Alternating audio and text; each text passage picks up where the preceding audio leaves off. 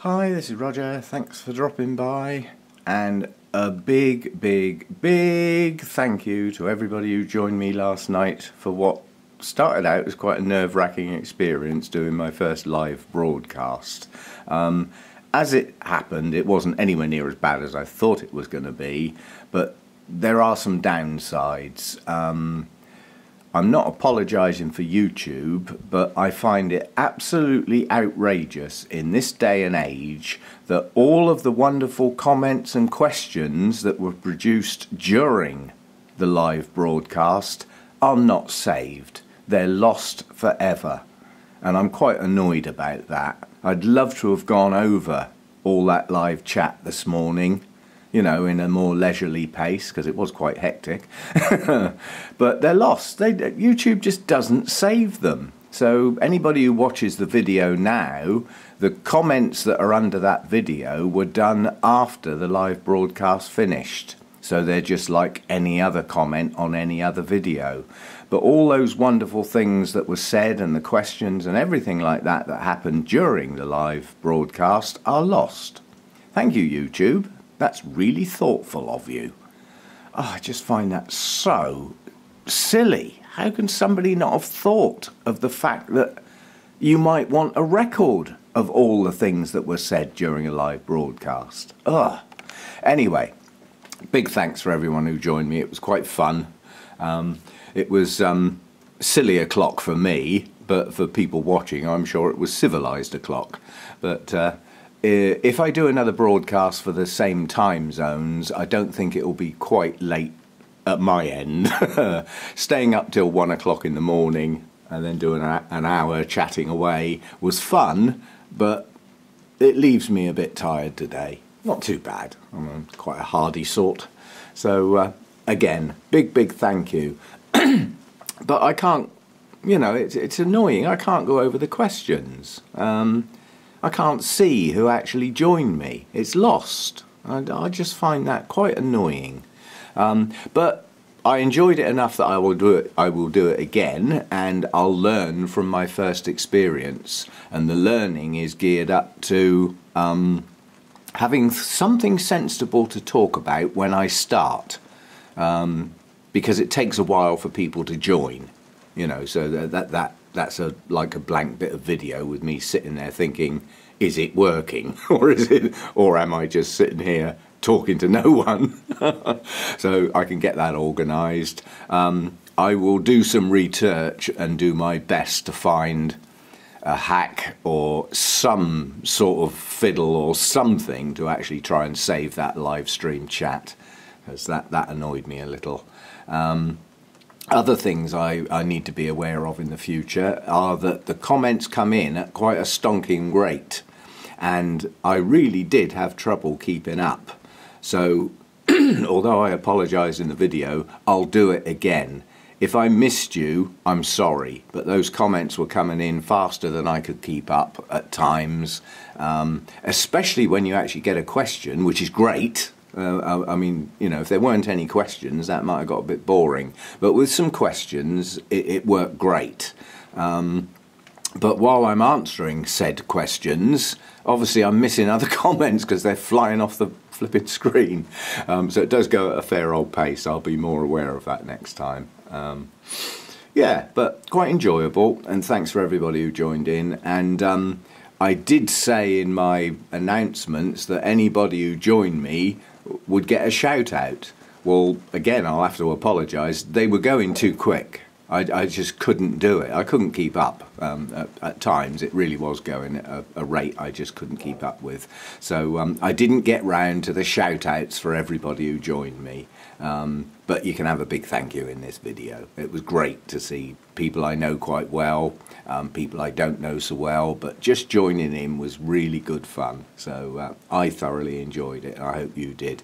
The video itself, YouTube keeps and posts that automatically, so you can watch the video and hear me whittering away. But wouldn't it have been nice to have seen all the comments under that video? It would for me, but they're not there. So be it. and I'll see if I can find a way around that for next time. The next one I do will be at civilised o'clock in the UK, and mainly for the European time zones, and given my percentage of viewers around the world, that quite logically will be at a relatively slower pace because the number of viewers will be that much lower. But just because it's civilised o'clock in the European time zones doesn't mean it's also not suitable for others. So, you know, obviously we can work on that when we get there. I got up this morning a bit later than normal and I do have a problem because with my Orchid Society obviously there was a lot of walking involved. Now I do walking, I'm quite happy. I mean, when I go out on my wild orchid hunts and butterfly hunts, I can walk miles and miles and miles over rough ground, hilly ground, and have no adverse effects whatsoever. But all the walking I did for that particular which was, it's just over a mile down to the station where I live, and then it was about 1.5 miles to the hotel. I got a lift back to the station in the town where the was, so I didn't do that walk again. But then I had to do some more walking at the other end, and that was in my posh shoes. And my posh shoes are for standing around and sitting in. They are not for walking. And the front of my leg muscles really are pinging today, so I got stiff legs.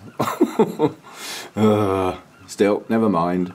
And we have an absolute tragedy with my lack of mobility because my car's out. I've got a home shop coming today, so I will replenish the stocks and lots of cooking can be done and things. But I'm actually out of coffee. You know, I mean, that's a hanging offence. You know, if somebody else was responsible for keeping me going with my coffee, they would be swinging from a rafter now for not getting it in. But it'll be here this afternoon. But yeah, this morning I have had 1 cup of coffee and now I'm out. Perhaps I'll have to try a cup of tea or something. But, you know, only 1 drink until the coffee arrives is not that good. I'm also out of wine, but that doesn't matter because I don't need that till this evening. And I don't need it, of course. It would just be nice to have some around. Okay, I'm not actually filming orchid stuff today, but what I will do while I'm here is just have a quick look at something. Nope, nothing to see yet. Nothing to see here, move along please. Yeah, there's some possibility of some first time bloomers coming on a plant. The spike's moving. Oh, I can get the camera in there, I suppose. It's actually one of my Coelogene cristatas has actually got a spike. Seems to be moving quite slowly, and a few more would be good, but I'll live with 1, because to get some Coelogene cristata blooms in this grow room will be a first, and quite a little spectacle. Beautiful blooms. But it's not there yet. Coming soon, we hope. Other things coming soon. We got a spike on whatever this is. Oh, that's a sherry baby. The other debatable one up in there with loads of spikes, that's either the yellow twinkle or a miniature Oncidium dancing ladies, but until they open I don't know. That's a way off yet. I don't think there's any other buds. Oh yeah, this is interesting and annoying. This spike on this Phalaenopsis type Dendrobium, 2 of the buds have blasted, the 2 earliest ones. That still leaves some, and before I get a shed load of questions, why do I think they've blasted, I would suggest that the nights have been a bit cold, and Phalaenopsis type Dendrobiums do not like to chill down. They like some warmth around them. So that's the logical reason, because nothing else would have changed with that plant. And normally it's a change in one of the environmentals to do with where the plant either has been and is now, that sort of thing. So you often find a plant that's been growing in a stable environment, even if it's not the right environment, it's stable and constant, and then you buy it and bring it home and put it in your environment. That change in temperatures, lights, air humidity around the plant can often blast the buds if they're not open. If they're open, they're fine.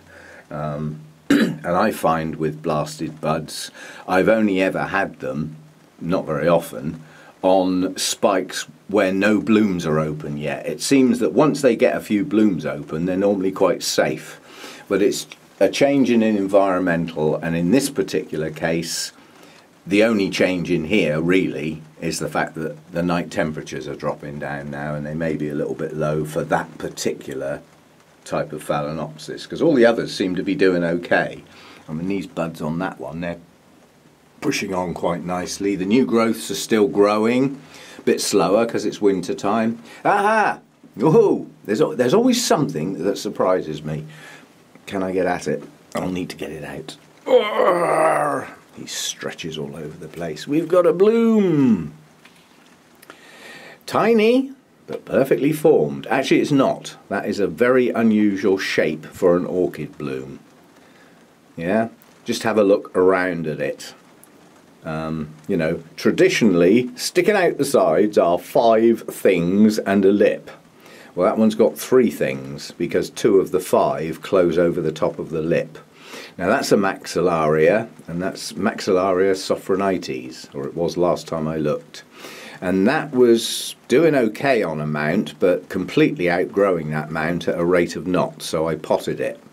And it objected quite strongly, and quite a few of the leaves dropped. It didn't look very happy at all, but it's perking up now. There's a lot of new growth on it, some of which is probably going to climb out of the pot or head skywards. That's just how it grows. It's a creeper. And it was suited to the mount, but it outgrew it very quickly. It's quite a vigorous little grower, this thing. But anyway, we have a bloom, singular. That certainly wasn't there last time I looked. Quite honestly, I didn't even notice it had a bud. But anyway, I'll update my notes accordingly. They don't last a huge amount of time. They are very small, but it's a lovely, bright, deep orange bordering on red, I would say. You know, and cameras just don't do justice to red. So anyway, that appeared virtually overnight. But that's... I know that's going to be the only new thing out here at the moment. The second spike on this Tolumnia is now opening, so we have the fresh blooms, because this is a real colour changer, this is. When the blooms first open, there's a lot of yellow and the deepest red. It's beautiful. But then as it ages, it gets the frilly orange around the edge. You can see the difference. It's only just showing as they open. It's more yellow than orange, but as they age they get this beautiful veined orange banding. And quite honestly, this really is one of my favourite Oncidiums now. And it's the longevity of it. You know, once you get a spike, if you have this one, you're going to get blooms for a while. I mean, the original spike, the first branch, the second branch, and now a third branch off the same spike. Okay, there's only a couple of buds on it, but it continues the blooming. Now this one's got no branches, but that one didn't have any branches once. It just had blooms, and it looked like this one.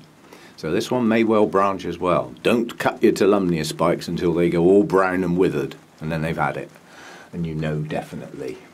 Ah, there's another Tolumnia. Can I get at it? Now, see, well, not concentrating. Yesterday I watered my mounts.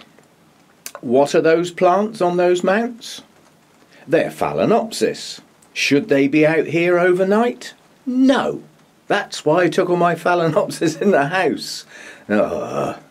Senior moment, lack of concentration. One night won't hurt them. They won't die. But they don't...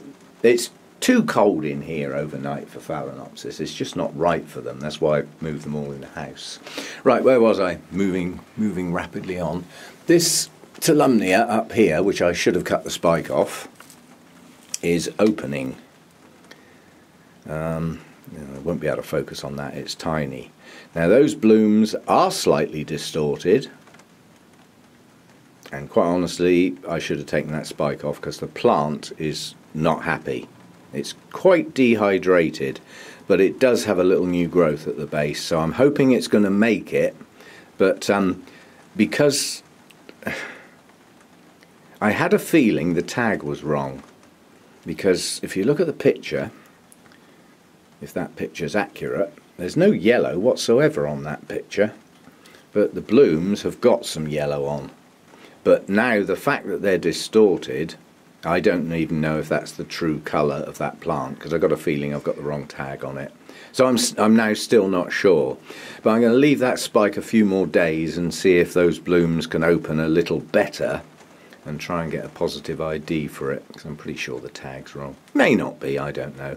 It might be that that yellow fades to white very quickly, in which case it might not be far off the picture. But anyway, that's one of my quite poor Telumnias at the moment, but I'm hopeful it's going to recover okay, because it is trying to put up a new growth, and that's all it needs to do, is to get a new growth going which will produce the roots which will save the plant. So work in progress on that one. Get you back up in the gods. Yeah, some of these nobly blooms are starting to go now, the earlier ones that opened, but an awful lot of people having surprise attacks from their noblies blooming at strange times of year, putting up an odd bloom all through the year almost. Been a funny year for those plants this year, very strange. That's the only other thing, which is not that easy to see, so get it out then, boy. It's one of the bulbophyllums that might not even have the correct name on it. Where can I get some brighter light? Down here. It's one that came from Archie, and it was one that he wasn't sure of its ID. He was relatively certain it was Crassipes, or Crassipes, however you want to say it. But it does have a flower spike of what I call the ugly bulbophyllum type blooms, where they have a bloom that has dozens and dozens of tiny little flowers on.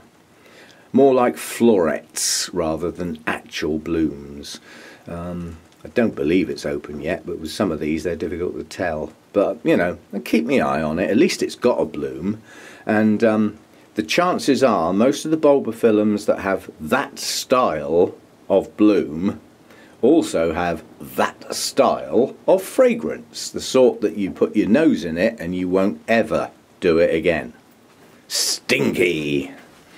And stinky of not nice things. Quite honestly, somebody's described a bulbophyllum fragrance once. They said it smells like something that died about a year ago and you've just dug it up. Rotting flesh and poo, basically. That's their favourite fragrances. And some of them have got hardly any fragrance, and if ever I get any more bulbophyllums, it will be those I'm looking for. I certainly am not going to get stinkies in here. I don't like it. You know, there doesn't seem any point. My zygo's going over. That's a shame. I think these blooms will last a bit longer, but the older ones that were with it when I bought it, they're starting to go. And then, of course, we will be looking to... I'm not desperate to repot this, because it's actually in media that's quite good. You know, it's got some air in there. It's got some chunky bits. Looks like there's a bit of moss lurking in there. But I'm not in a desperate hurry for once, because it doesn't look bad. And because of my luck with zygopetalums, I have to give them every possible chance in the world to survive. And it's the repot that seems to, they just don't like the disturbance that much, unless the media's breaking down and you just have to. So this one, the pseudobulb here, will have drained the plant, quite honestly, because this single pseudobulb has pushed up 3 flower spikes, and it's not even matured yet. So there's going to be a lack of resources in this plant, so it's definitely not going to get disturbed until I see some new growths with new roots. Because certainly one of my zygos, the pseudobulbs are halfway to maturity before there's any sign of new roots. So slight oncidium trait, because some of the oncidiums are a bit like that. It's a good idea if you've got an orchid collection and you plan on keeping it a long time, it's your hobby and you have a long-term future with your orchids, it pays to keep notes of at what stage of growth it produces its new roots. I mean, like, you get some cattleyas, they produce the new roots at the same time as the new growth. Oh, well, that's nice. But others don't produce any new roots until that growth is completely mature. And you know, if you're going to have plants long term, you will get round to repotting if you've got any form of organic media. And it's nice to know when the new roots are going to come, because you could repot around that time quite safely, yeah? Whereas if you don't know, it's like guesswork unless you can visibly see them. But I still say that, you know, best way to repot orchids is at the point when new roots are being produced. The stage of growth and the time of year I find far less important, yeah? So I'd be quite happy to repot in the middle of winter if it was the right time for the plant. Yeah? Okay, it won't take off as fast as it would in the growing season, but it shouldn't be set back anywhere near as much as being repotted when there's no signs of new roots and none are due for a while, if you see what I mean. Okay, again, thank you very much for all those who joined in, whether it was yesterday evening for you or whether it was today, because today here is now Monday morning, and for some watching it was Monday morning or Monday lunchtime even. So yeah, thanks a bunch. It was greatly appreciated, and sorry all your comments and questions and everything have been lost, but that seems to be how YouTube does the live broadcasts. So if you typed anything in and didn't seem to get a response in the video, sorry, but they were going quite quickly, and you can always repost the comment against one of the static videos where I'll see it, you know, so there are ways round that problem. And before I do another live broadcast, I'm going to push the boat out and really work hard and see if I can find some sort of fiddle to enable me to capture that live chat. There's got to be a way. If there is, I'll find it. And if you found it and tried it and it actually worked, let me know. Save me doing all the work. Otherwise, I'm quite happy to do that sort of work. And men came this morning and took my car away at some point, so my car now is back with the garage, and again, just sitting around waiting to hear from it. It's starting to get silly now. You know, we got less than 2 weeks till Christmas and I've done nothing because I haven't been able to get out and about to the places I need to get to. So it's starting to get silly now. They really need to get this fixed. Okay, see you next time. Thanks for dropping by.